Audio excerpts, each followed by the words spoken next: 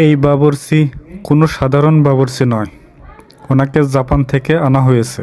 ইনি হচ্ছে বাবুর্চির সহকারী অ্যাসিস্ট্যান্ট। এখন যাকে দেখতেছেন সে হচ্ছে অ্যাসিস্ট্যান্ট নাম্বার 2,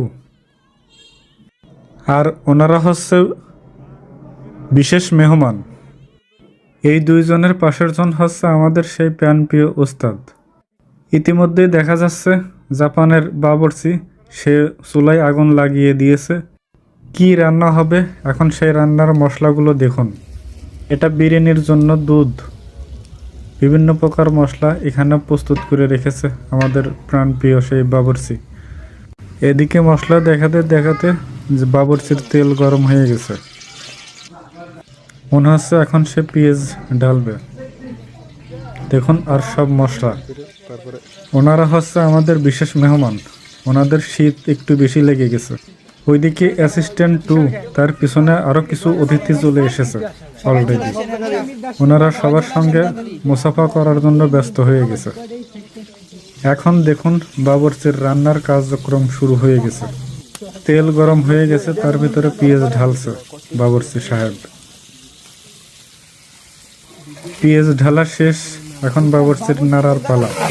আজকের বিরিয়ানির মেনুতে কি কি থাকছে: 10 কেজি চাউল, 9 কেজি 600 গ্রাম গোশ। মনে হচ্ছে আজকে রাত্রে খাওয়া দাওয়া শেষ করে কালকে ক্লাস মোটামুটি বন্ধ থাকবে। এদিকে বাবুর্চির মশলা পাকানো শেষ, এখন মাংস ঢালা হচ্ছে। আমাদের কিছু সহপাঠী এই দাওয়াত খাওয়ার জন্য 3 দিন অথবা 4 দিন না খেয়ে আছে। এই খাবারের আয়োজন করা হয়েছে 2026 সালের জানুয়ারি মাসের 24 তারিখে। হ্যাঁ, দেখতে দেখতে গোশ ঘন হয়ে গেছে। এখন গোশের মধ্যে টক দই দেওয়া হয়ে গেছে, আপনারা দেখতে পাচ্ছেন। বাবুর্চি টক দই দেওয়ার পরে নাড়াচাড়া করছে, সস দিচ্ছে। এতক্ষণ হুদাই বদর বদর করার জন্য আন্তরিকভাবে দুঃখিত।